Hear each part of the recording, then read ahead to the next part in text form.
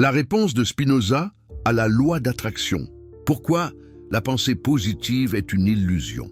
Avant de plonger dans cette exploration fascinante qui pourrait transformer votre compréhension de la réalité, si vous aimez les histoires inspirantes et les réflexions profondes qui remettent en question nos certitudes, n'oubliez pas de vous abonner à cette chaîne pour ne manquer aucun moment de nos voyages philosophiques. D'ailleurs, dites-moi dans les commentaires de quel pays vous nous regardez et à quelle heure vous suivez cette vidéo. Et si vous êtes sur votre téléphone portable en ce moment même, un petit geste qui nous aide énormément à faire découvrir ces réflexions à plus de personnes. Appuyez sur le bouton pour hyper cette vidéo. Cela fait vraiment toute la différence dans l'algorithme. Imaginez un instant que tout ce que vous avez appris sur le pouvoir de la pensée positive soit fondamentalement erroné. Imaginez que chaque fois qu'on vous a dit de visualiser vos rêves, de penser positivement pour attirer l'abondance, de croire que l'univers conspire en votre faveur, on vous est en réalité plongé dans une des illusions les plus séduisantes et les plus dangereuses de notre époque moderne. Et si je vous disais qu'un philosophe du XVIIe siècle, Baruch Spinoza, avait déjà démonté cette croyance avec une précision chirurgicale, révélant les mécanismes profonds qui nous poussent à croire en cette magie de la pensée, êtes-vous prêt à remettre en question tout ce que vous pensiez savoir sur le pouvoir de votre esprit?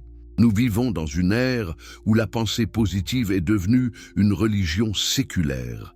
Des millions de personnes à travers le monde s'accrochent à l'idée que leurs pensées peuvent littéralement façonner la réalité, que l'univers répond à leurs vibrations énergétiques, que visualiser le succès suffit à l'attirer. Les librairies débordent de livres promettant la richesse, l'amour et le bonheur par le simple pouvoir de l'intention. Les réseaux sociaux amplifient ces messages, créant une cacophonie de mantras positifs et d'affirmations quotidiennes. Mais qu'est-ce qui se cache vraiment derrière cette fascination collective? Pourquoi sommes-nous si désespérément attirés par l'idée que penser peut remplacer l'action, que le désir peut se substituer à la compréhension? L'histoire de cette croyance est bien plus ancienne et complexe qu'on ne le pense généralement. Elle ne commence pas avec les gourous modernes du développement personnel, ni même avec les best-sellers récents qui ont fait fortune en vendant l'espoir d'une transformation instantanée. Pour comprendre vraiment les racines de la loi d'attraction, il faut remonter au milieu du XIXe siècle, dans une Amérique en pleine mutation, où les certitudes religieuses traditionnelles commençaient à vaciller sous le poids de nouvelles aspirations. C'était une époque où le rigorisme calviniste, avec sa vision d'un Dieu sévère et d'une humanité condamnée à souffrir, commençait à sembler insupportable à toute une génération de penseurs et de chercheurs spirituels. Dans ce contexte est né ce qu'on appelle le mouvement de la nouvelle pensée, un courant qui allait révolutionner la façon dont les gens concevaient leur rapport au divin, au monde et à eux-mêmes. L'un des pionniers les plus influents de ce mouvement fut Phineas Parkhurst Quimby, un horloger et magnétiseur américain qui, au début des années 1860, développa une théorie révolutionnaire pour son époque. Quimby affirmait que la maladie était essentiellement une question d'esprit, que nos croyances erronées créaient nos souffrances physiques et mentales, et qu'en modifiant ces croyances, nous pouvions guérir.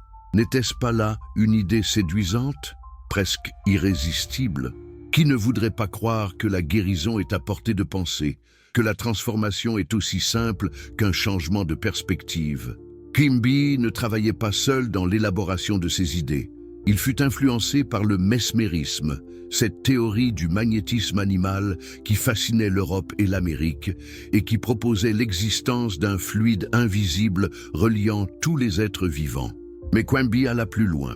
Il rejeta progressivement l'idée d'un fluide magnétique externe pour se concentrer sur le pouvoir de l'esprit lui-même.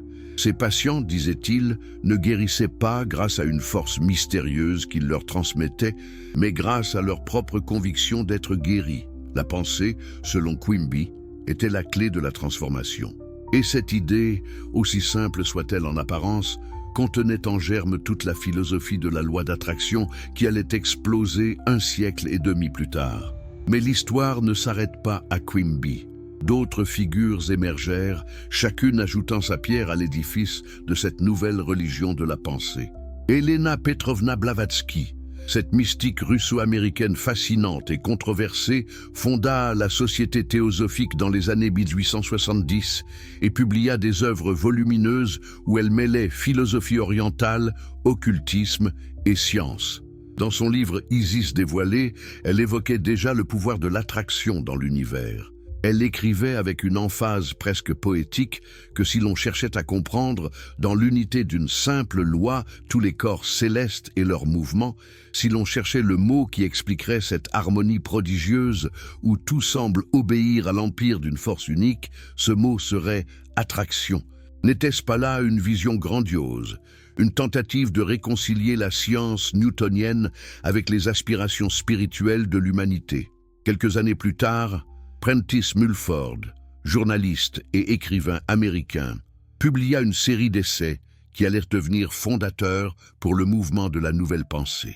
Son œuvre, La loi de la réussite, développait systématiquement l'idée que nos pensées étaient des forces réelles, tangibles, qui agissaient sur le monde matériel. Mulford affirmait que penser à l'échec attirait l'échec, que penser à la maladie attirait la maladie, et inversement, que cultiver des pensées de succès et de santé garantissait leur manifestation dans la réalité.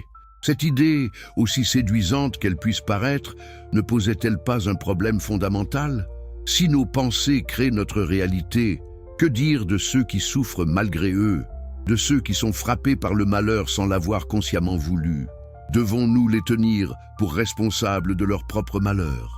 Au tournant du XXe siècle, ces idées s'étaient solidement implantées dans la culture américaine, donnant naissance à toute une industrie du développement personnel.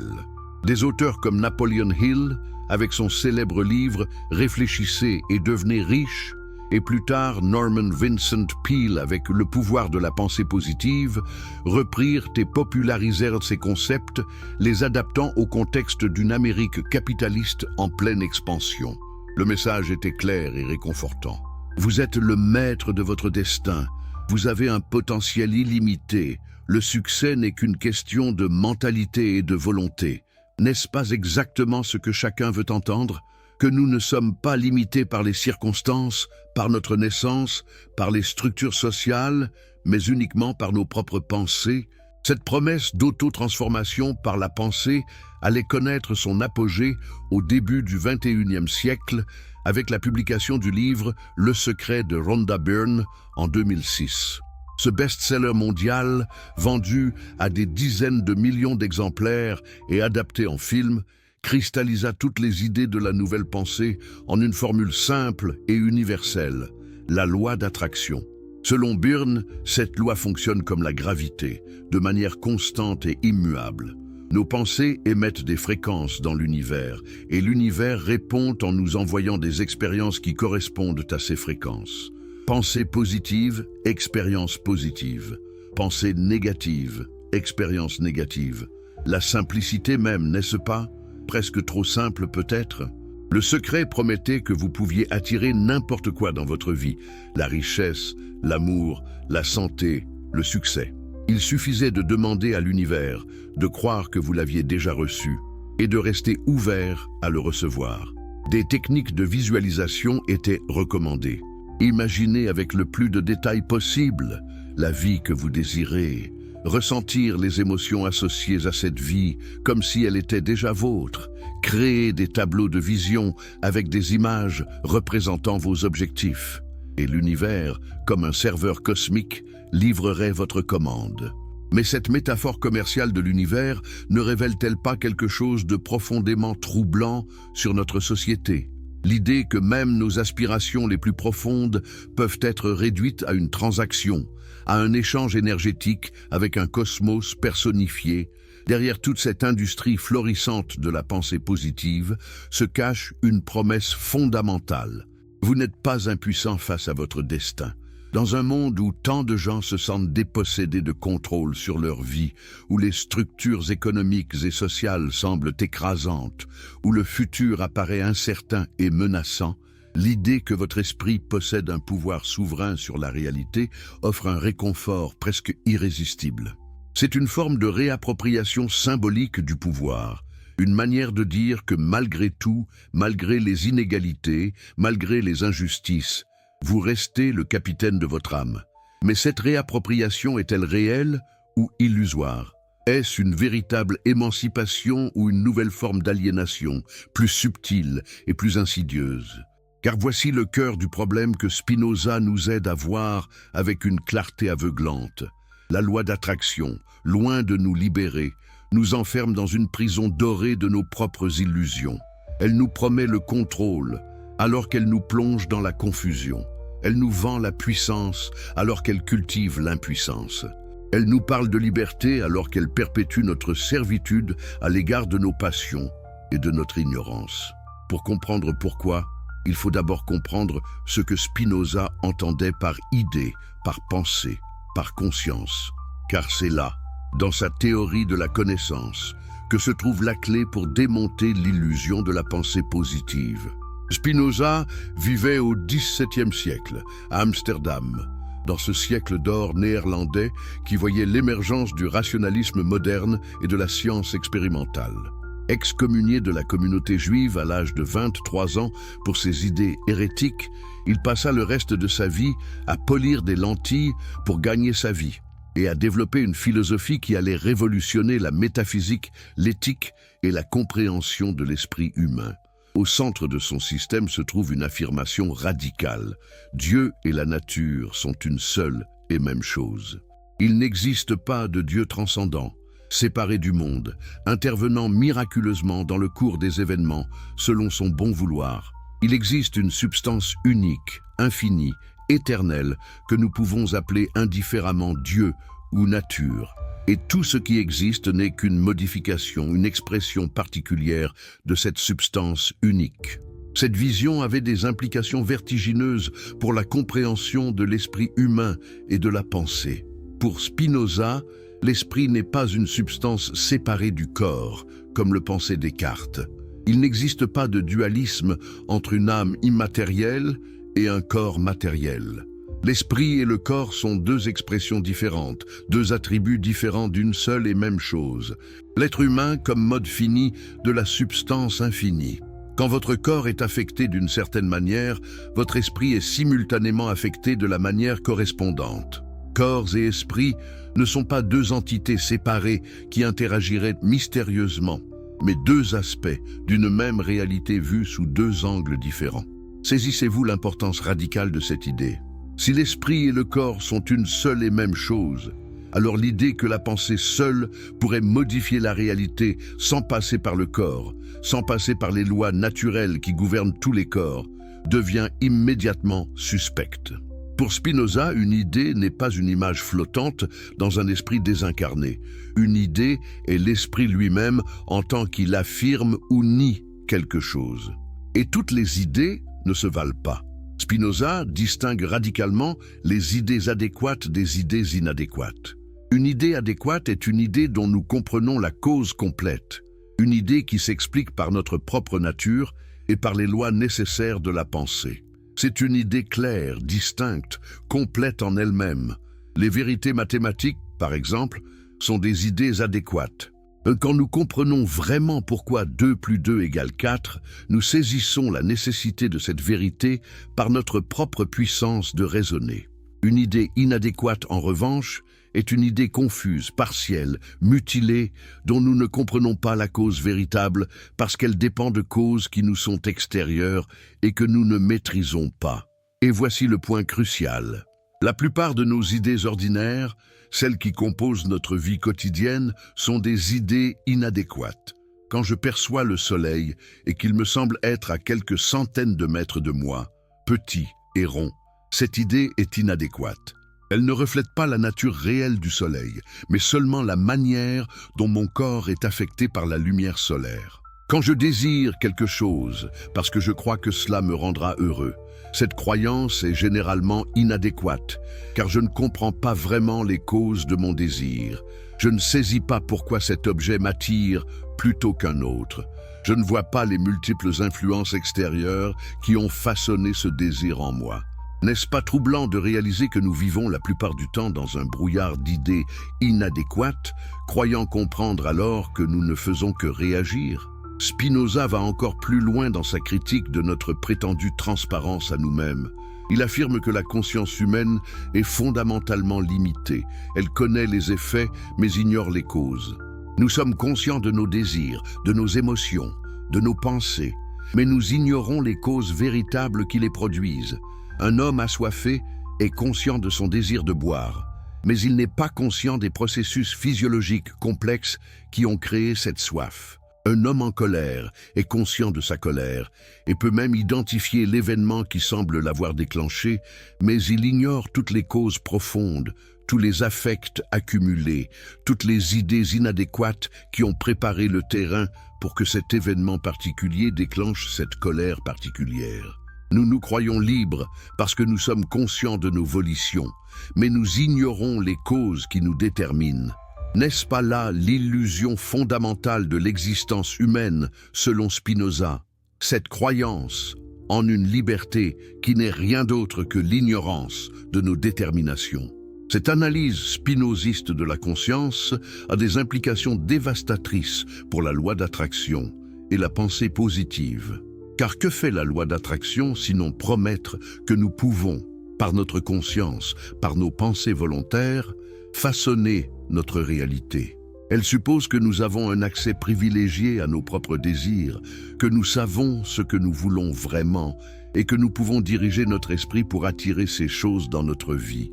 Mais si Spinoza a raison, si notre conscience n'est que la surface scintillante d'un océan de déterminations inconscientes, alors cette promesse est creuse. Nous ne maîtrisons pas nos pensées autant que nous le croyons.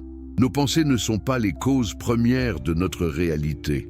Elles sont elles-mêmes les effets de causes infiniment plus complexes et plus profondes. Prenons un exemple concret pour saisir toute la profondeur de cette critique. Imaginez une personne qui pratique assidûment la loi d'attraction pour attirer la richesse dans sa vie. Elle visualise quotidiennement son compte en banque rempli d'argent. Elle répète des affirmations positives comme « je suis riche ». Elle crée un tableau de vision avec des images de luxe et d'abondance. Elle fait tout ce que les gourous de la pensée positive recommandent. Pourtant, des années passent et la richesse ne vient pas. Comment les défenseurs de la loi d'attraction expliquent-ils cet échec?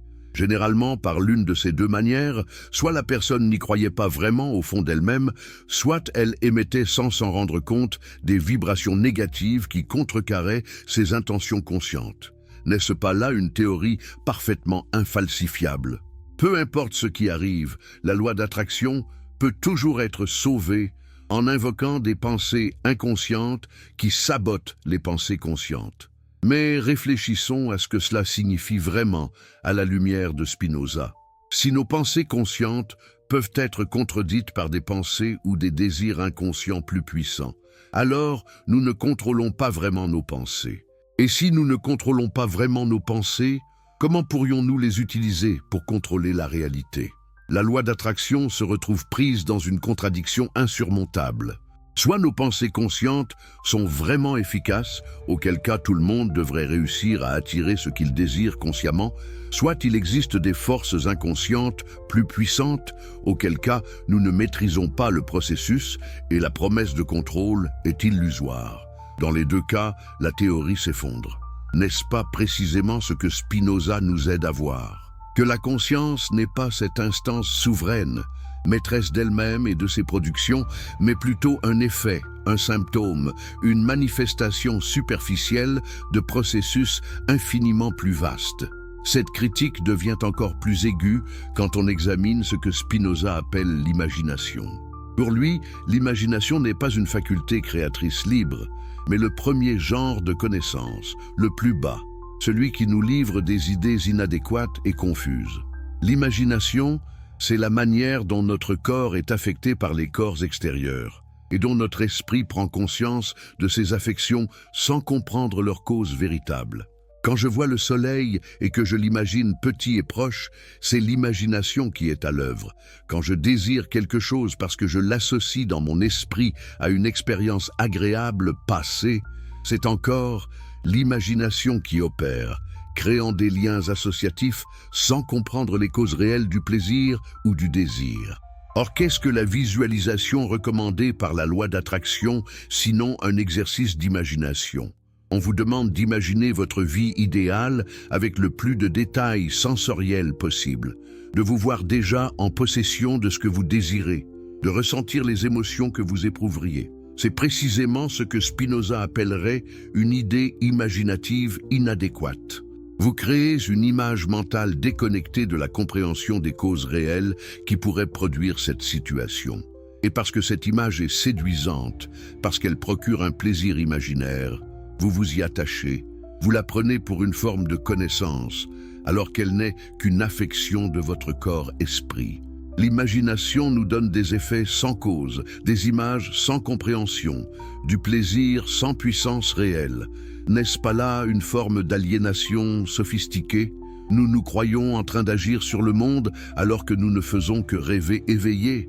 Mais Spinoza ne se contente pas de critiquer l'imagination et la conscience naïve. Il nous offre aussi une alternative, une voie vers la liberté réelle et la puissance véritable. Cette voie, c'est ce qu'il appelle la connaissance adéquate ou la raison. La raison, pour Spinoza, n'est pas une faculté abstraite et désincarnée. C'est notre capacité à comprendre les causes, à saisir les relations nécessaires entre les choses, à former des idées adéquates qui s'expliquent par notre propre nature et par les lois de la pensée. Quand nous comprenons vraiment pourquoi quelque chose est comme elle est, quand nous saisissons la nécessité qui la relie à ses causes, alors nous formons une idée adéquate, et cette idée nous rend plus puissants, plus actifs, plus libres. Car voici le paradoxe spinoziste qui va à l'encontre de toutes nos intuitions modernes sur la liberté. Nous ne devenons libres qu'en comprenant que nous sommes déterminés.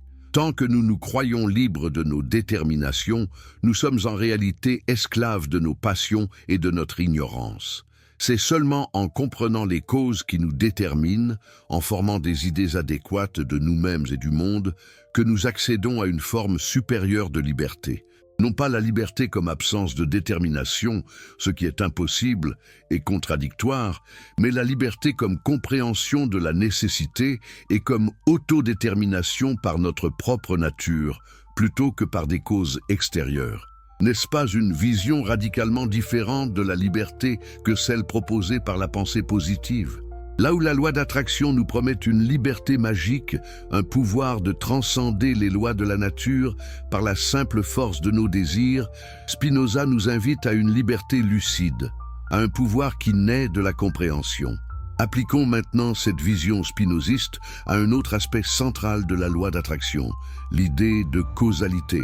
La loi d'attraction repose fondamentalement sur une conception magique de la causalité. Elle suppose que nos pensées, qui sont des événements mentaux, peuvent directement causer des événements matériels dans le monde extérieur, sans passer par une chaîne causale physique ordinaire. C'est comme si l'univers était doté d'une conscience qui écoute nos pensées et répond en arrangeant miraculeusement les circonstances pour manifester nos désirs. Mais d'où vient cette idée d'un univers conscient et réactif ? N'est-ce pas là une forme de pensée anthropomorphique, une projection de nos propres attributs humains sur le cosmos tout entier? Spinoza rejette catégoriquement toute forme de finalité dans la nature. Pour lui, la nature ne poursuit aucun but, elle n'a pas d'intention, elle ne répond pas à nos désirs. La nature est simplement l'enchaînement nécessaire des causes et des effets selon des lois immuables. Tout événement a une cause. Et cette cause elle-même a une cause, et ainsi de suite à l'infini. Il n'existe aucune cause première libre qui pourrait intervenir arbitrairement dans cette chaîne causale. Même Dieu, dans le système spinoziste, n'est pas libre au sens où il pourrait agir autrement qu'il n'agit. Dieu agit selon la nécessité de sa propre nature, tout comme un triangle a nécessairement 3 angles. Cette vision déterministe radicale horrifie beaucoup de gens, car elle semble éliminer toute possibilité de liberté humaine. Mais comme nous l'avons vu, Spinoza ne nie pas la liberté. Il la redéfinit comme compréhension de la nécessité. Si cette vision de la causalité est correcte, alors l'idée que nos pensées puissent magiquement causer des événements extérieurs devient absurde. Nos pensées elles-mêmes sont des effets produits par une infinité de causes qui les précèdent. Et quand nos pensées semblent avoir des effets dans le monde, c'est toujours par l'intermédiaire de nos actions corporelles qui elles-mêmes obéissent aux lois physiques. Je ne peux pas attirer 1 million d'euros simplement en y pensant très fort, parce que mes pensées ne peuvent pas court-circuiter les lois économiques et physiques qui régissent la circulation de l'argent. Mais je peux, si je comprends adéquatement les causes de la richesse et de la pauvreté, si je forme des idées claires sur les moyens concrets d'augmenter mes revenus, si j'agis en conséquence de cette compréhension, effectivement transformer ma situation matérielle. Voyez-vous la différence? Dans le premier cas, je m'en remets à une magie imaginaire. Dans le second cas, j'exerce ma puissance réelle en comprenant et en agissant. Cette distinction nous amène au cœur de ce que Spinoza appelle le conatus, concept absolument central dans sa philosophie. Le conatus, c'est l'effort par lequel chaque chose s'efforce de persévérer dans son être.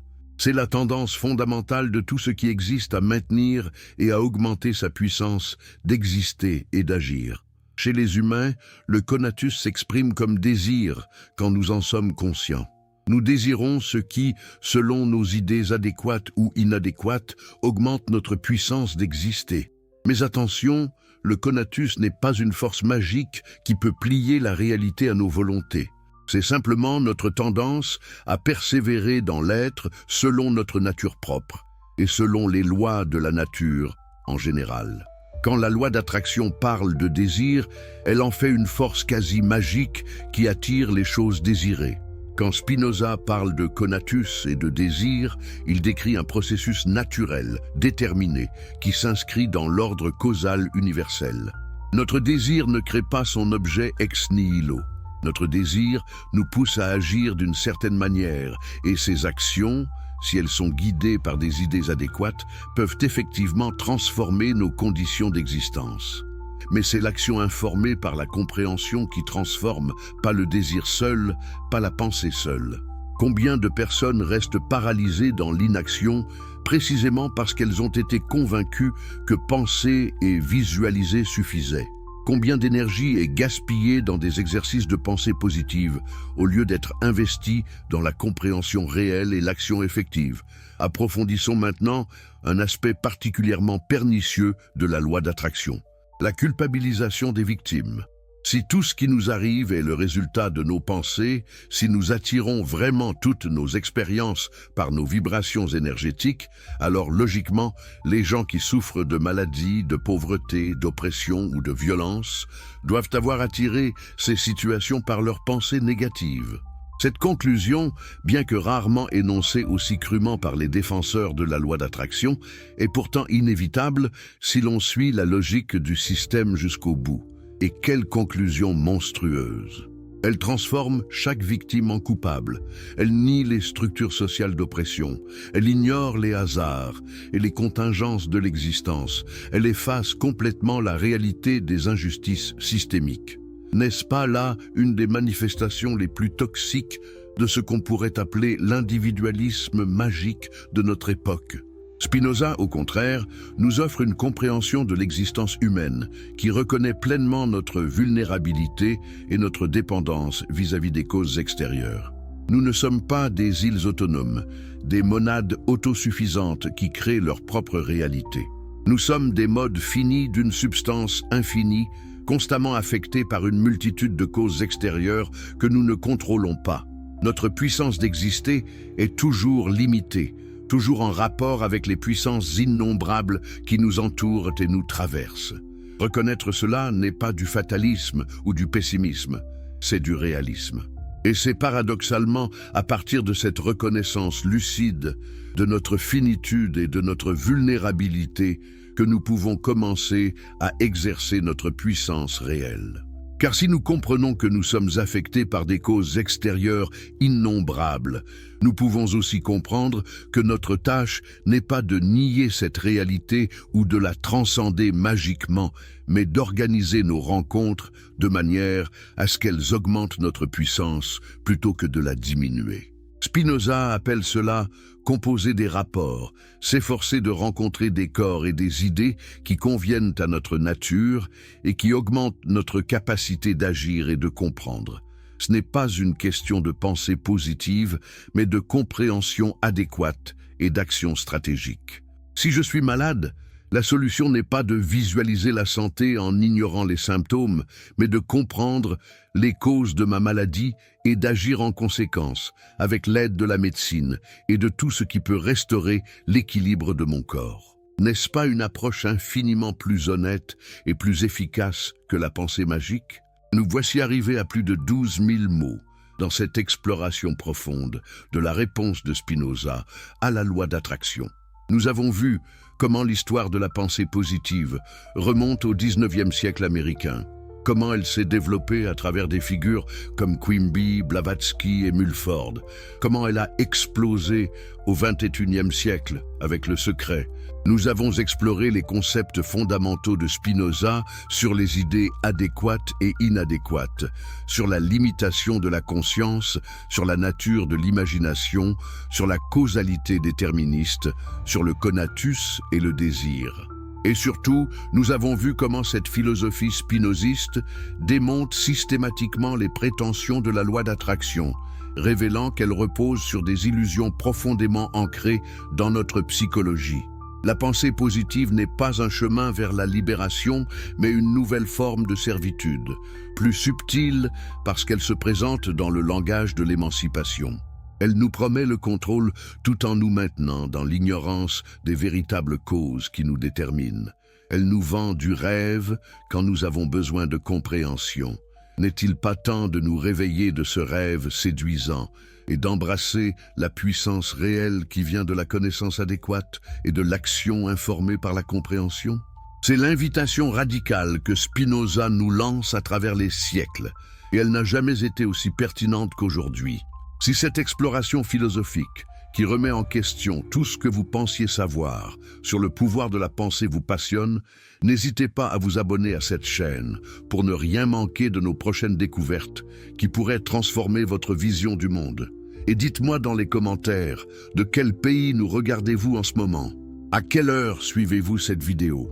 J'adore savoir que nous formons une communauté internationale de chercheurs de vérité. Et un petit geste qui nous aide vraiment beaucoup.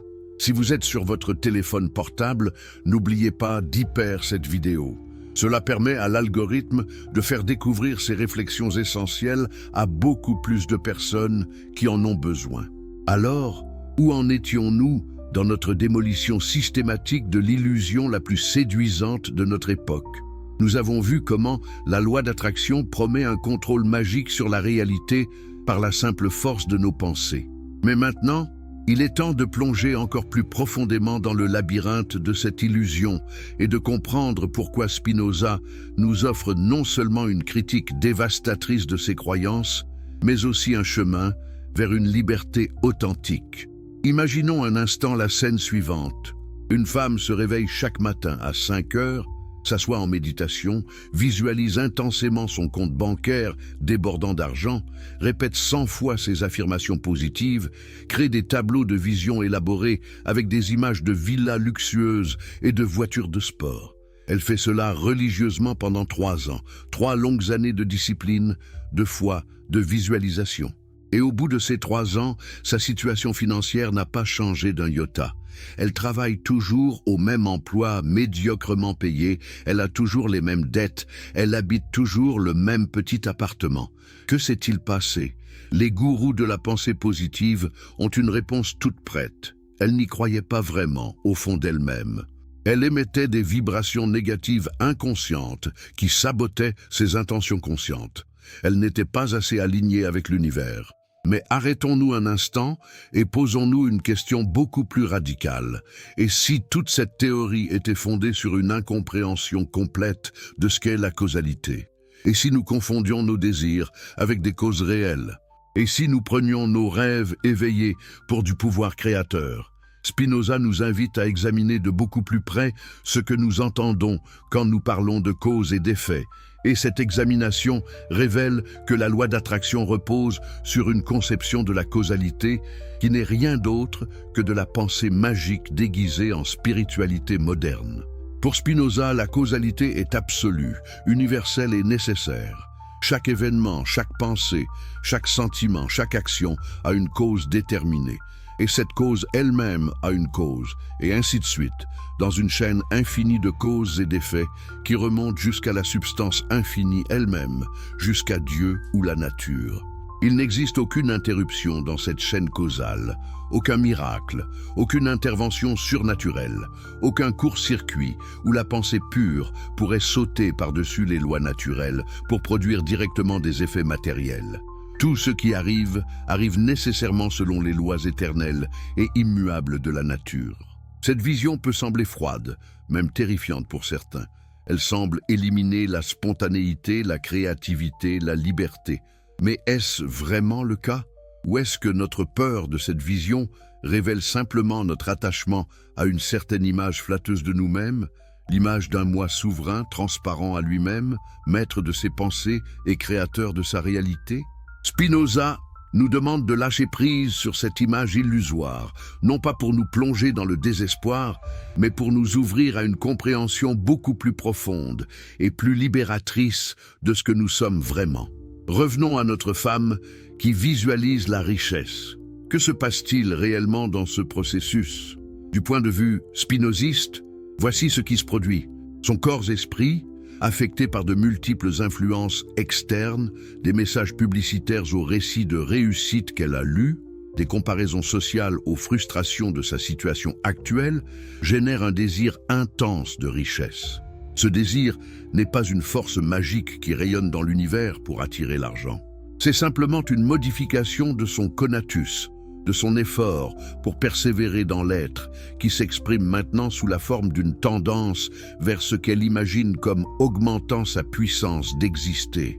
Mais remarquez bien, ce désir lui-même est un effet, pas une cause première.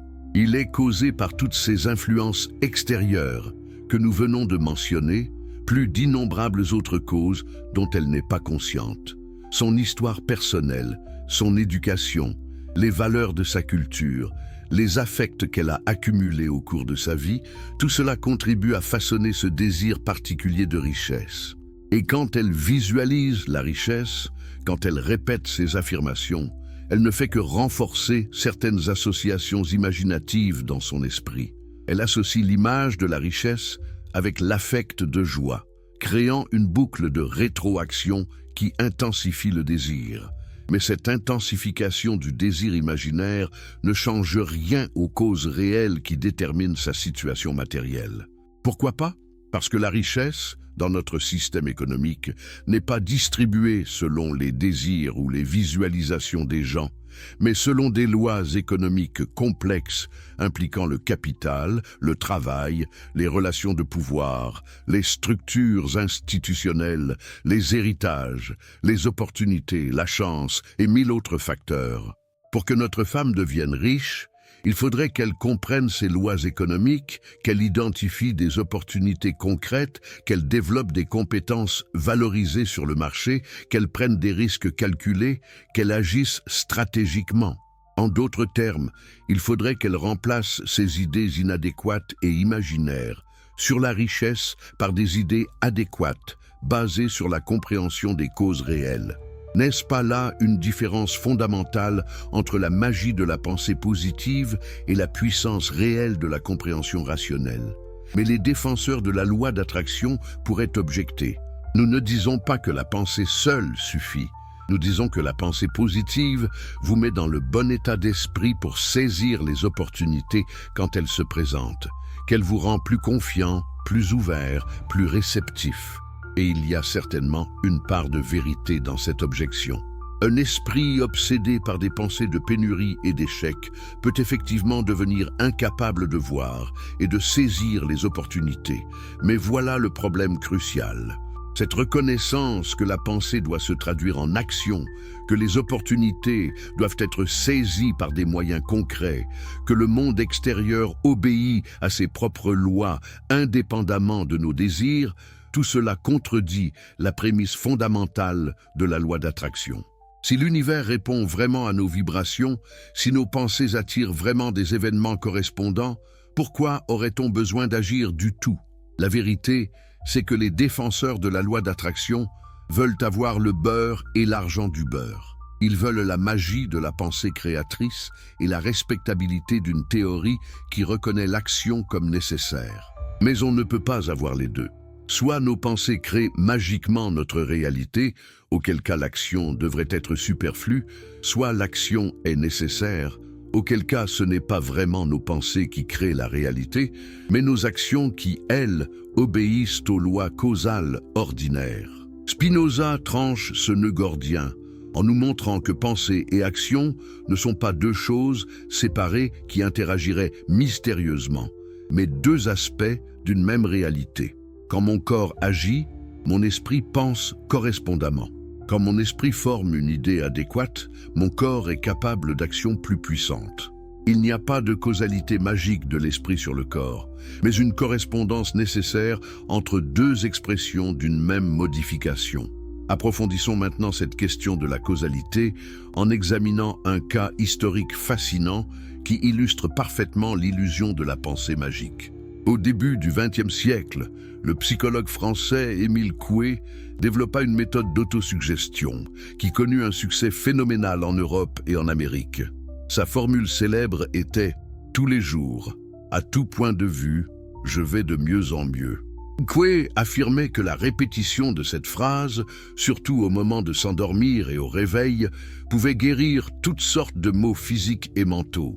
Des milliers de personnes affluaient à sa clinique à Nancy, en France, et beaucoup rapportaient des guérisons miraculeuses. Que devons-nous penser de tels cas? Les défenseurs de la pensée positive les citent comme preuve que nos pensées peuvent effectivement transformer notre réalité. Mais examinons cela plus attentivement avec les outils spinozistes.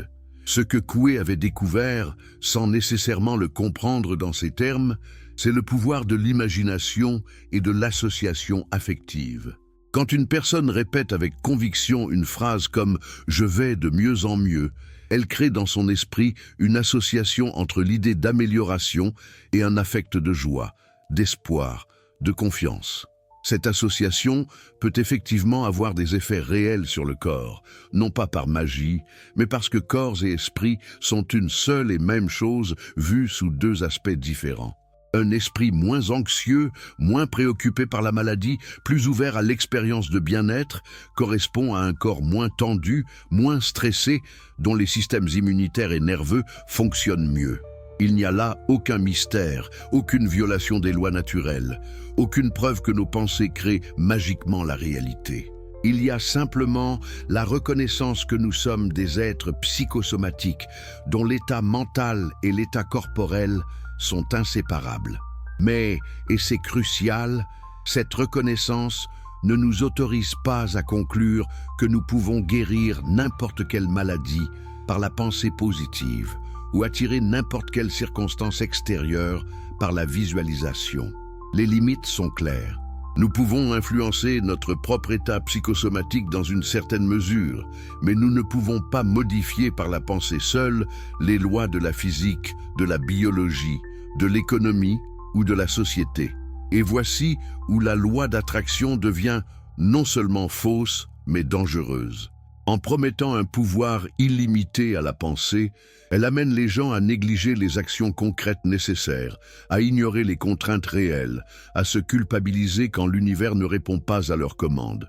Combien de personnes malades ont retardé ou refusé des traitements médicaux nécessaires parce qu'elles croyaient pouvoir se guérir par la pensée positive?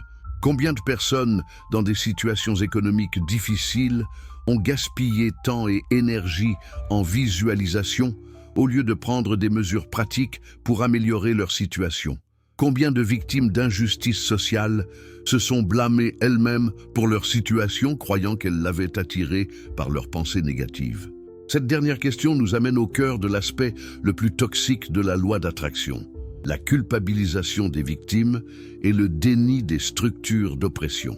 Si tout ce qui nous arrive est le résultat de nos vibrations, alors les pauvres sont pauvres parce qu'ils pensent pauvrement, les malades sont malades parce qu'ils pensent la maladie, les opprimés sont opprimés parce qu'ils ne s'alignent pas avec l'abondance de l'univers.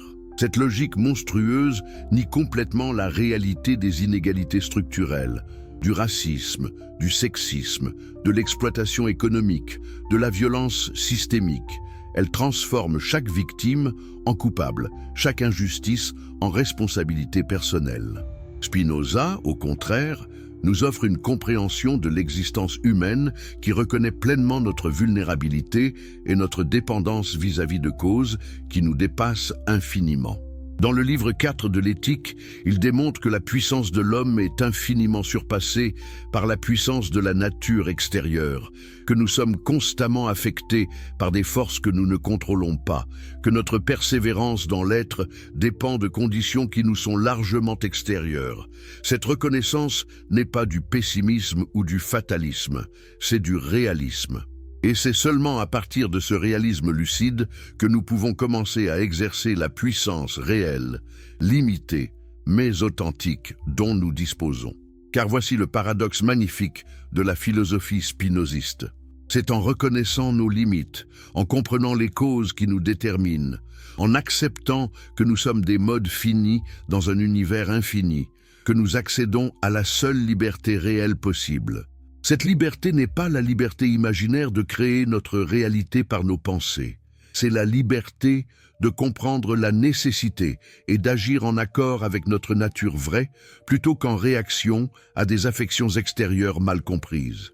N'est-ce pas là une conception de la liberté infiniment plus profonde et plus émancipatrice que celle offerte par la pensée positive? Mais explorons maintenant un autre aspect crucial de la critique spinoziste, la question du désir et du bonheur. Car au fond, qu'est-ce que la loi d'attraction sinon une promesse de bonheur? Elle nous dit « Identifiez ce que vous désirez vraiment, visualisez-le, croyez que vous l'avez déjà, et l'univers vous le livrera, vous rendant ainsi heureux. » Toute la structure repose sur l'équation. Satisfaction du désir égale bonheur. Mais cette équation est-elle correcte? Est-ce vraiment en obtenant ce que nous désirons que nous trouvons le bonheur? Ou bien le désir lui-même est-il un piège, une roue de hamster dont nous ne pouvons jamais descendre tant que nous ne comprenons pas sa vraie nature? Spinoza a une théorie du désir d'une profondeur et d'une subtilité extraordinaires. Pour lui, le désir n'est pas une simple tendance vers un objet qui nous manque. Le désir est l'essence même de l'homme en tant qu'il est déterminé à faire quelque chose par une affection quelconque donnée en lui. Le désir, c'est notre conatus, notre effort pour persévérer dans l'être en tant que nous en sommes conscients. Nous ne désirons pas les choses parce qu'elles sont bonnes, mais au contraire, nous jugeons les choses bonnes parce que nous les désirons. Cette inversion radicale de la relation traditionnelle entre bien et désir a des implications vertigineuses. Elle signifie d'abord que nos désirs ne sont pas des réponses à des valeurs objectives qui existeraient indépendamment de nous. Nos désirs sont des expressions de notre conatus, de notre effort pour augmenter notre puissance d'exister et d'agir. Mais ces désirs sont façonnés par nos affects, par nos rencontres avec le monde extérieur, par les idées adéquates ou inadéquates que nous formons. Un désir né d'une idée inadéquate, d'une association imaginaire confuse, ne nous guidera pas vers une réelle augmentation de notre puissance, même si nous l'obtenons. Au contraire, la satisfaction d'un tel désir nous laissera vides, insatisfaits, en quête du prochain objet qui promet de combler le vide. Pensez à tous ces gens qui atteignent leurs objectifs, qui obtiennent exactement ce qu'ils pensaient vouloir, la richesse, la célébrité, le pouvoir, et qui découvrent que le bonheur promis n'est pas au rendez-vous.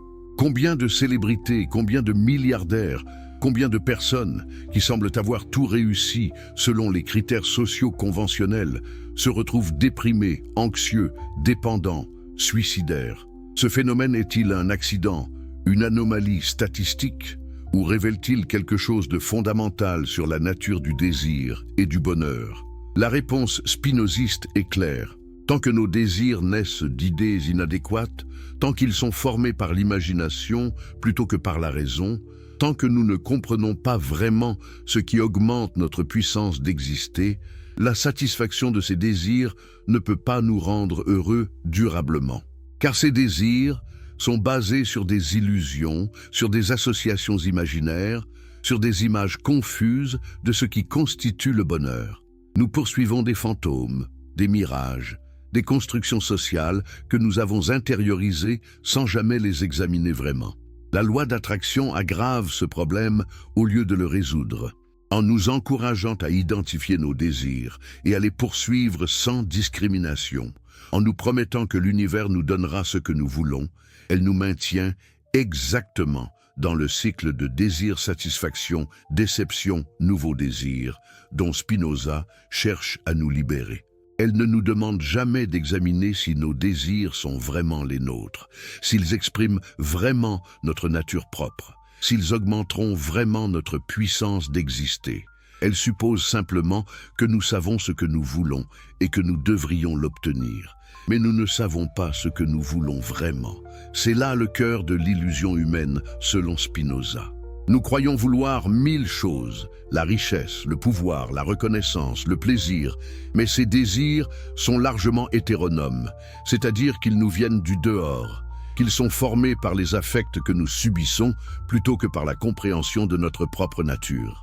Un désir véritablement autonome, un désir qui exprime notre nature propre plutôt que les influences extérieures, ne peut naître que de la connaissance adéquate, de la compréhension rationnelle de ce qui augmente réellement notre puissance d'exister.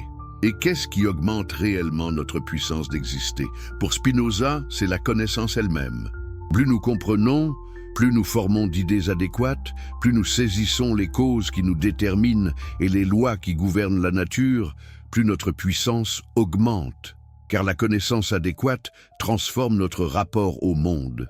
Au lieu d'être ballottés passivement par les affects qui nous assaillent de toutes parts, au lieu de réagir mécaniquement aux stimuli externes, nous devenons capables d'agir à partir de notre propre nature, de déterminer nos affects par la compréhension plutôt que d'être déterminés par eux.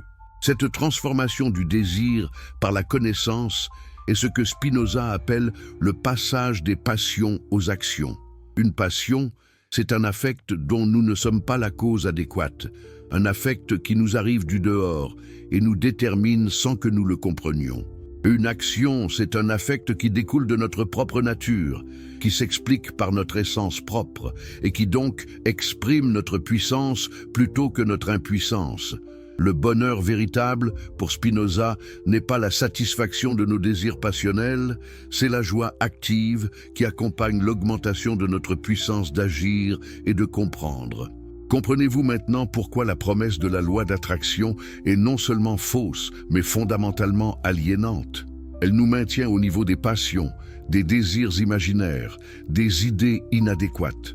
Elle nous promet un bonheur illusoire, basé sur l'obtention d'objets extérieurs dont nous avons formé des images confuses. Elle nous détourne du seul chemin vers le bonheur réel. La transformation de notre être par la connaissance, le passage de l'imagination à la raison, l'augmentation de notre puissance de comprendre et d'agir. Mais les défenseurs de la pensée positive pourraient objecter, n'est-ce pas élitiste? Tout le monde ne peut pas devenir philosophe. Tout le monde n'a pas le temps ou la capacité de développer une connaissance rationnelle approfondie. La pensée positive, au moins, offre quelque chose d'accessible à tous. Une technique simple que n'importe qui peut pratiquer. N'est-ce pas mieux que rien? Cette objection mérite d'être prise au sérieux. Mais elle repose sur un malentendu fondamental de ce que Spinoza entend par connaissance rationnelle. La connaissance rationnelle spinoziste n'est pas une accumulation d'informations académiques, ce n'est pas de l'érudition livresque, ce n'est pas une activité réservée aux intellectuels, dans leur tour d'ivoire. C'est une pratique de vie, une manière d'être dans le monde, une attention soutenue aux causes réelles de nos affects et de nos actions. C'est quelque chose que n'importe qui peut cultiver, à partir de n'importe quelle situation. Un paysan qui comprend vraiment les cycles de la nature, les besoins de ses cultures, les causes qui affectent ses récoltes, possède une connaissance rationnelle dans son domaine. Un artisan qui maîtrise son métier, qui comprend les propriétés des matériaux, les techniques qui fonctionnent et pourquoi elles fonctionnent, possède une connaissance rationnelle. Une mère qui comprend vraiment les besoins de son enfant, qui forme des idées adéquates sur le développement humain et l'éducation, possède une connaissance rationnelle. La connaissance rationnelle, ce n'est pas ce que vous savez, c'est comment vous savez. C'est la différence entre répéter des formules qu'on vous a dites et comprendre vraiment pourquoi les choses sont comme elles sont. Et cette différence est accessible à tous, dans n'importe quelle situation, même si bien sûr les conditions sociales et matérielles peuvent faciliter ou entraver le développement de cette connaissance.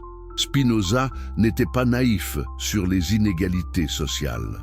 Il reconnaissait que la pauvreté, l'oppression, la violence peuvent rendre extrêmement difficile le développement de la connaissance rationnelle.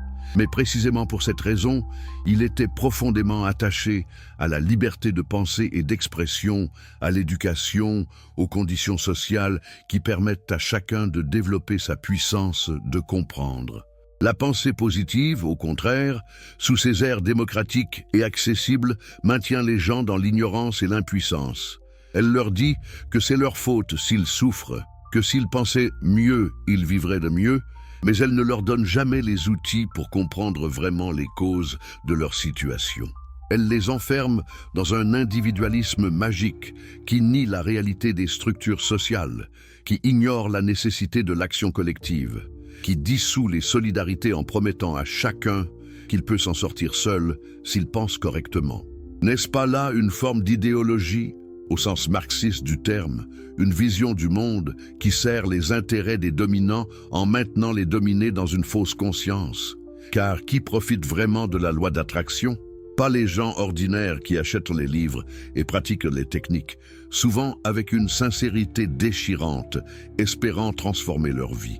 Non, ceux qui en profitent sont les gourous, les auteurs, les conférenciers, toute cette industrie du développement personnel qui génère des milliards en vendant l'espoir d'une transformation magique. Et derrière cette industrie, une structure sociale qui a tout intérêt à ce que les gens croient que leurs problèmes sont individuels et solubles par la pensée plutôt que systémique et nécessitant une transformation collective. Pensez-y, si vous êtes un employeur qui paie des salaires de misère, n'est-ce pas merveilleux que vos employés croient que leur pauvreté est le résultat de leur mentalité de pénurie plutôt que de votre exploitation? Si vous êtes un politicien qui refuse de mettre en place des politiques de redistribution ou de protection sociale, n'est-ce pas pratique que les citoyens croient que leur situation dépend de leurs vibrations plutôt que de vos choix politiques? Si vous êtes une compagnie pharmaceutique qui vend des médicaments chers, n'est-ce pas gênant quand les gens se tournent vers la pensée positive pour se guérir plutôt que vers vos produits? Ah, mais attendez, vous pouvez vendre les deux, des livres de pensée positive et des antidépresseurs pour quand la pensée positive ne fonctionne pas. Cette analyse peut sembler cynique, mais elle est nécessaire. La loi d'attraction n'existe pas dans un vide social. Elle émerge dans un contexte historique spécifique, celui du capitalisme néolibéral avancé, où toutes les responsabilités sont individualisées, où chaque personne est sommée d'être l'entrepreneur de sa propre vie, où l'échec est toujours interprété comme un échec personnel, plutôt que comme le résultat de structures systémiques. Dans ce contexte, la pensée positive fonctionne comme une justification idéologique de l'ordre existant. Elle permet aux gagnants de s'attribuer tout le mérite de leur succès et de nier le rôle des privilèges, de la chance, des structures favorables. Et elle permet aux perdants d'être blâmés pour leur échec, d'être considérés comme responsables de leur propre malheur. Spinoza nous offre les outils pour démonter cette idéologie. Sa compréhension de la causalité nous montre que nos situations sont le résultat de causes infiniment complexes qui dépassent largement notre contrôle individuel. Sa théorie des affects nous montre que nos désirs sont largement façonnés par des forces sociales et culturelles que nous n'avons pas choisies. Sa distinction entre idées adéquates et inadéquates nous permet de voir que les croyances de la pensée positive sont précisément des idées inadéquates, des images confuses qui ne nous donnent aucune compréhension réelle des causes qui nous affectent. Et sa vision de la liberté comme compréhension de la nécessité nous indique un chemin vers l'émancipation qui passe par la lucidité plutôt que par l'illusion. Mais explorons maintenant plus en profondeur ce que Spinoza appelle l'imagination et comment elle se rapporte à cette injonction moderne d'être toujours positif, optimiste, confiant. Car la pensée positive n'est pas seulement une théorie sur la causalité ou le désir, c'est aussi une prescription normative. Tu dois penser positivement. Les pensées négatives sont interdites, bannies, pathologisées. Si tu as des pensées négatives, tu attires le négatif dans ta vie. Tu es responsable de tes propres malheurs. Cette injonction crée une forme de police de la pensée, une surveillance constante de ses propres processus mentaux, une culpabilité chaque fois qu'une pensée négative surgit. N'est-ce pas là une forme de violence psychologique, une pression constante qui génère exactement l'anxiété et le stress qu'elle prétend combattre? Pour comprendre ce qui se passe ici, revenons à la théorie spinoziste de l'imagination. L'imagination, nous l'avons dit, est le premier genre de connaissance, celui qui nous livre des idées inadéquates basées sur les affections de notre corps par les corps extérieurs. Mais l'imagination n'est pas seulement cognitive, elle est aussi affective et pratique. Par l'imagination, nous formons des associations entre certaines idées et certains affects. Nous créons des attentes sur le futur basées sur notre expérience du passé. Nous construisons des images de nous-mêmes et du monde qui guident nos actions. Or, l'imagination a une caractéristique cruciale. Elle est réactive plutôt qu'active. Elle réagit aux stimuli externes. Elle associe automatiquement. Elle suit des patterns établis sans les questionner. Quand je vois un chien et que j'ai peur parce qu'un chien m'a mordu dans mon enfance, c'est l'imagination qui opère, créant automatiquement l'association chien-danger-peur. Cette association peut être complètement inadéquate dans la situation présente. Ce chien particulier peut être parfaitement inoffensif, mais l'imagination ne fait pas de distinction. Elle applique mécaniquement les patterns appris. La pensée positive essaie de reprogrammer l'imagination en créant de nouvelles associations. Au lieu d'associer le manque avec l'anxiété, associez l'abondance avec la joie. Au lieu de vous voir comme un échec, visualisez-vous comme un succès. Au lieu d'imaginer le pire, imaginez le meilleur. Et cette reprogrammation peut effectivement avoir certains effets. Si vous remplacez systématiquement des associations anxiogènes par des associations optimistes, votre état affectif quotidien peut s'améliorer. Vous pouvez vous sentir plus heureux, plus confiant, plus énergique. Mais, et c'est le point crucial, ce changement reste au niveau de l'imagination. Ce n'est pas une transformation vers la connaissance adéquate, c'est simplement le remplacement d'idées inadéquates négatives par des idées inadéquates positives. Voyez-vous la différence? Une idée inadéquate négative est une idée confuse qui génère des affects tristes, peur, anxiété, découragement. Une idée inadéquate positive est une idée confuse qui génère des affects joyeux, espoir, enthousiasme, confiance, mais les deux restent confuses, les deux restent au niveau de l'imagination, les deux ne nous donnent aucune compréhension réelle des causes qui nous affectent. Et parce qu'elles restent inadéquates, elles sont fragiles. Au moindre choc de réalité, au moindre événement qui contredit nos images positives, l'édifice s'effondre et nous retombons dans le négatif, souvent plus profondément qu'avant, parce que la déception s'ajoute à la difficulté originale. Spinoza nous propose une voie radicalement différente. Au lieu d'essayer de contrôler nos pensées en imposant du positif et en bannissant du négatif, au lieu de rester au niveau de l'imagination et de simplement changer le contenu de nos images mentales, il nous invite à transformer notre manière même de penser, à passer de l'imagination à la raison, des idées inadéquates aux idées adéquates. Ce passage ne se fait pas en répétant des affirmations ou en visualisant, il se fait par un travail patient de compréhension, en cherchant les causes réelles de nos affects, en formant des idées claires et distinctes, en comprenant comment nous nous insérons dans l'ordre causal universel. Et voici le paradoxe magnifique.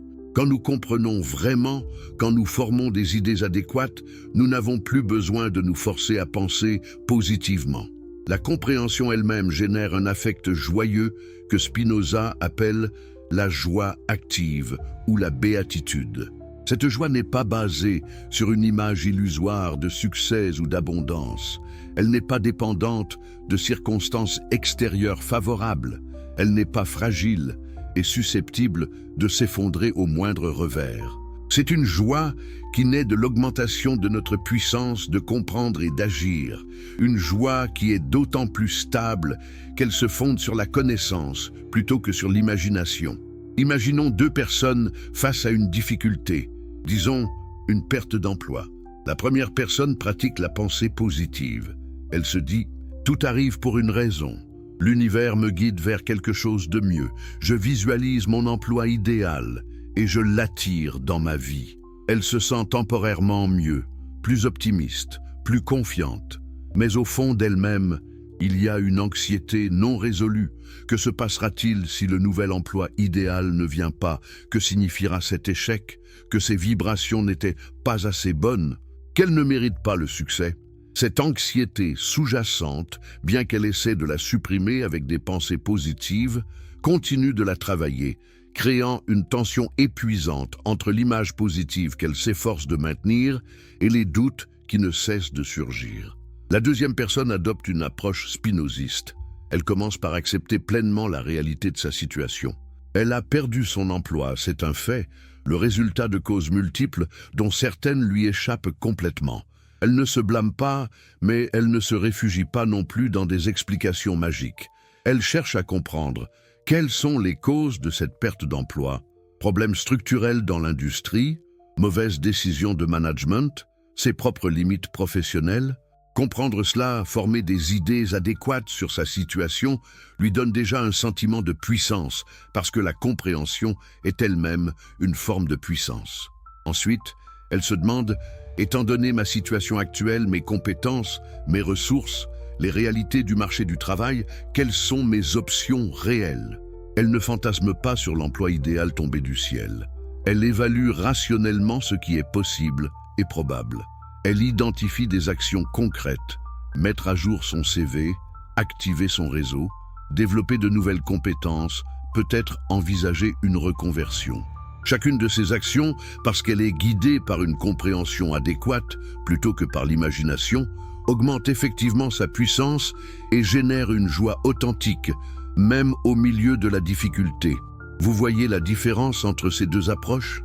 La première reste prisonnière de l'imagination, oscillant entre espoir positif et peur négative, dépendante de circonstances extérieures pour valider ou invalider ses croyances. La deuxième s'appuie sur la raison, cherchant la compréhension et l'action efficace, cultivant une puissance intérieure qui ne dépend pas d'une validation externe. La première promet plus mais délivre moins. La deuxième promet moins mais délivre plus. N'est-ce pas là le grand renversement que Spinoza opère? Non pas promettre un pouvoir illusoire et total sur la réalité, mais offrir une puissance réelle, limitée mais authentique, qui naît de la lucidité plutôt que de l'illusion. Nous avons maintenant parcouru un long chemin dans notre exploration de la réponse spinoziste à la loi d'attraction. Nous avons vu comment la causalité magique de la pensée positive s'effondre face à la compréhension spinoziste de la causalité déterministe universelle. Nous avons vu comment les désirs que la loi d'attraction nous encourage à poursuivre sont souvent des désirs hétéronomes, nés d'idées inadéquates, qui ne peuvent pas nous apporter le bonheur réel. Nous avons vu comment l'injonction à la positivité maintient les gens au niveau de l'imagination, plutôt que de les élever vers la connaissance rationnelle. Et nous avons entrevu une alternative, un chemin vers la liberté et la joie authentique qui passe par la compréhension des causes, la formation d'idées adéquates et l'augmentation de notre puissance d'agir et de comprendre. La pensée positive est une illusion séduisante qui nous maintient dans la servitude en nous promettant une maîtrise imaginaire. Spinoza nous offre quelque chose de infiniment plus précieux, une libération réelle par la connaissance, une joie stable qui ne dépend pas des caprices de la fortune, une puissance authentique qui naît de notre nature propre pleinement comprise et pleinement exprimée. Si vous êtes passionné par ces réflexions philosophiques qui bouleversent nos certitudes les plus ancrées et qui nous offrent une vision radicalement nouvelle de ce que signifie être libre et puissant, je vous invite chaleureusement à vous abonner à cette chaîne pour ne manquer aucune de nos explorations futures qui pourraient transformer votre compréhension du monde et de vous-même. Et j'aimerais vraiment savoir, d'où nous regardez-vous en ce moment ? De quel pays, de quelle ville et quelle heure est-il chez vous pendant que vous suivez cette vidéo? Partagez cela dans les commentaires. J'adore découvrir que nous formons une communauté mondiale de chercheurs de vérité qui transcendent les frontières. Et si vous êtes sur votre mobile en ce moment, un petit geste qui nous aide énormément à toucher plus de personnes. N'hésitez pas à hyper cette vidéo. Cela fait vraiment toute la différence pour permettre à l'algorithme de faire découvrir ces réflexions essentielles à davantage de gens. Nous voici arrivés au cœur battant de notre exploration, là où tout converge, là où la critique spinoziste de la pensée positive se transforme en proposition positive, en chemin réel vers la libération et la joie authentique. Car Spinoza n'est pas seulement un critique impitoyable des illusions humaines, il est aussi et surtout un philosophe de l'affirmation, de la puissance, de la joie. Sa philosophie n'est pas une philosophie du renoncement ou de la résignation, mais une philosophie de l'expansion maximale de notre être, de la réalisation la plus complète de notre nature. Alors, quelle est cette voie qu'il nous propose ? Comment accédons-nous à cette liberté réelle dont nous avons tant parlé? Et qu'est-ce que cette béatitude mystérieuse qu'il promet à ceux qui parviennent à la connaissance la plus haute? Pour comprendre cela, nous devons d'abord saisir une distinction fondamentale que Spinoza établit entre trois genres de connaissances. Nous avons déjà parlé du premier genre, l'imagination, cette connaissance confuse et inadéquate qui nous livre des images plutôt que des causes, des associations plutôt que des compréhensions. C'est le niveau où nous passons la plupart de notre existence ordinaire, réagissant aux stimuli, suivant nos habitudes, formant des opinions basées sur notre expérience limitée et nos affects immédiats. La pensée positive, nous l'avons vu, opère entièrement à ce niveau, essayant de manipuler nos images mentales sans jamais accéder à une compréhension véritable. Le deuxième genre de connaissance, c'est la raison. La raison, pour Spinoza, c'est notre capacité à former des notions communes, c'est-à-dire des idées qui saisissent ce qui est commun à tous les corps, ce qui est universel dans la nature. Quand nous comprenons les lois de la physique, les principes mathématiques, les régularités causales qui gouvernent le monde naturel et humain, nous formons des idées du deuxième genre. Ces idées sont adéquates parce qu'elles saisissent des relations nécessaires, parce qu'elles s'expliquent par notre propre puissance de raisonner plutôt que par des affections externes confuses. Et la connaissance rationnelle nous libère déjà considérablement. Elle nous permet de ne plus être ballottés par les affects immédiats, de comprendre les causes de ce qui nous arrive, d'agir stratégiquement plutôt que réactivement. Mais Spinoza ne s'arrête pas là. Il y a un troisième genre de connaissance, qu'il appelle la science intuitive, et qui représente le sommet de la sagesse humaine. Ce troisième genre part des idées adéquates du deuxième genre, des notions communes et des lois universelles. Mais il va plus loin. Il saisit l'essence singulière des choses particulières telles qu'elles découlent de la nature éternelle de Dieu.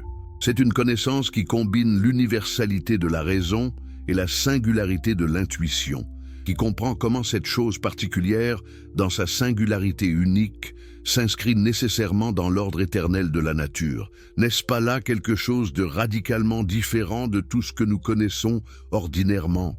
Une façon de voir où le particulier et l'universel, le temporel et l'éternel, le fini et l'infini se rejoignent. Cette connaissance du troisième genre n'est pas facile à comprendre, encore moins à atteindre.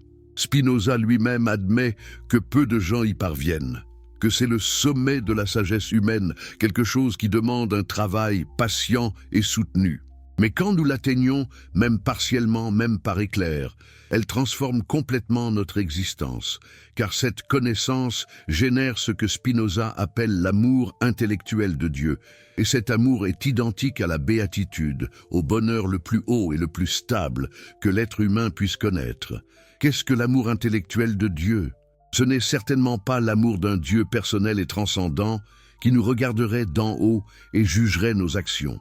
Rappelons-nous que pour Spinoza, Dieu et la nature sont une seule et même chose, la substance unique, infinie, éternelle, dont tout découle nécessairement. L'amour intellectuel de Dieu, c'est la joie qui accompagne la compréhension adéquate de cette nécessité universelle, la joie de saisir comment tout s'inscrit dans l'ordre éternel, comment notre propre existence, aussi limitée et fragile soit-elle, participe de cette infinité divine. Imaginez un instant que vous puissiez voir votre vie, avec toutes ses joies et ses peines, ses réussites et ses échecs, ses hasards et ses nécessités, non pas comme une série d'événements arbitraires ou injustes, non pas comme le résultat de vos pensées positives ou négatives, mais comme l'expression nécessaire de la nature infinie se manifestant à travers vous. Imaginez que vous puissiez comprendre comment chaque événement qui vous arrive découle nécessairement de causes infiniment complexes, qui remontent jusqu'à la substance même de l'univers. Imaginez que vous puissiez voir votre propre essence, ce qui fait de vous ce que vous êtes de manière unique et singulière, comme quelque chose d'éternel, non pas au sens où vous survivriez après la mort, mais au sens où cette essence est un aspect nécessaire et éternel de la nature divine elle-même. Cette vision, aussi vertigineuse qu'elle soit, génère une joie d'un type particulier. Ce n'est pas la joie ordinaire qui accompagne la satisfaction d'un désir ou l'obtention d'un bien extérieur. C'est une joie active, stable, incorruptible, qui ne dépend d'aucune circonstance extérieure parce qu'elle naît de la compréhension elle-même. Spinoza l'appelle béatitude, et il affirme que cette béatitude est identique à la liberté la plus haute que nous puissions atteindre. Car quand nous comprenons ainsi la nécessité de toute chose, nous ne sommes plus esclaves de nos affects fluctuants. Nous ne sommes plus déterminés de l'extérieur par des causes que nous ne comprenons pas. Nous agissons à partir de notre propre nature. Nous nous autodéterminons. N'est-ce pas là le paradoxe le plus profond de la philosophie spinoziste? Que nous devenons libres en comprenant que tout est nécessaire. Mais comment parvenir à cette béatitude? Comment accéder à ce troisième genre de connaissance? Spinoza ne nous offre pas une recette magique, pas une technique simple que nous pourrions appliquer mécaniquement. C'est précisément là que sa philosophie se distingue radicalement de la pensée positive, avec ses exercices de visualisation et ses affirmations quotidiennes. Le chemin vers la béatitude passe par un travail patient, soutenu, exigeant de transformation de notre être tout entier. Il commence par le premier pas de la connaissance rationnelle, comprendre les causes de nos affects, former des idées adéquates sur nous-mêmes et sur le monde, apprendre à distinguer ce qui augmente notre puissance de ce qui la diminue. Ce premier travail est déjà libérateur. Quand je comprends que ma colère envers cette personne n'est pas simplement le résultat de son action offensante, mais qu'elle est causée par toute une histoire d'affects accumulés, par des attentes inadéquates, par des idées confuses sur ce qui m'est dû, je commence déjà à me libérer de cette colère. Non pas en la réprimant, non pas en essayant de la remplacer artificiellement par des pensées positives, mais en la comprenant, en voyant ses causes, en formant une idée adéquate d'elle. Et cette compréhension elle-même génère un affect joyeux, la joie de comprendre, qui entre en composition avec ma colère et la modifie, la transforme, l'apaise. De même, quand je comprends que mon désir d'une certaine chose, disons une voiture de luxe, n'est pas le reflet d'un besoin authentique de ma nature, mais le résultat d'influences publicitaires, de comparaisons sociales, d'une image inadéquate de ce qui constitue la réussite, je commence à me libérer de ce désir. Je ne le réprime pas moralement, Je ne me culpabilise pas de l'avoir. Je ne le remplace pas artificiellement par une visualisation d'abondance spirituelle. Je le comprends simplement. Je vois ses causes. Et cette compréhension transforme naturellement le désir, le rendant moins impérieux, moins obsédant, moins tyrannique. Ce travail de compréhension rationnelle est déjà une forme de liberté, ce que Spinoza appelle la force d'âme de l'homme libre. L'homme libre, pour Spinoza, n'est pas celui qui peut faire tout ce qu'il veut, qui n'a aucune contrainte, qui crée sa réalité par ses pensées. L'homme libre est celui qui agit selon la raison, qui comprend les causes qui le déterminent, qui choisit consciemment d'être affecté par ce qui augmente sa puissance et d'éviter ce qui la diminue. C'est une liberté dans la nécessité, une autodétermination lucide plutôt qu'une indétermination illusoire. Mais cette liberté de l'homme rationnel, aussi réelle et précieuse soit-elle, n'est pas encore le sommet de la sagesse spinoziste. Car l'homme rationnel reste dans le domaine de l'universel, des lois générales, des notions communes. Il comprend les causes universelles, les régularités naturelles, les principes généraux. Mais il n'a pas encore accédé à cette intuition singulière du troisième genre, qui saisit l'essence unique de chaque chose, telle qu'elle découle éternellement de Dieu.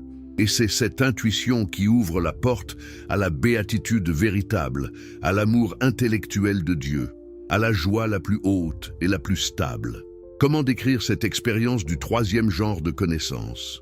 Les mots sont inadéquats, car nous essayons de capturer dans le langage de l'imagination et de la raison quelque chose qui les dépasse tous les deux. Mais essayons quand même. Imaginez que vous contempliez un paysage naturel d'une beauté extraordinaire, disons une chaîne de montagnes majestueuses au lever du soleil. Au niveau de l'imagination, vous pourriez simplement réagir émotionnellement. C'est beau, j'aime ça, ça me fait du bien. Au niveau de la raison, vous pourriez comprendre les causes de cette beauté, la géologie qui a formé ces montagnes, l'optique qui explique les couleurs du lever du soleil, la psychologie qui explique pourquoi vous trouvez cela beau. Mais au niveau de la science intuitive, quelque chose de différent se produit.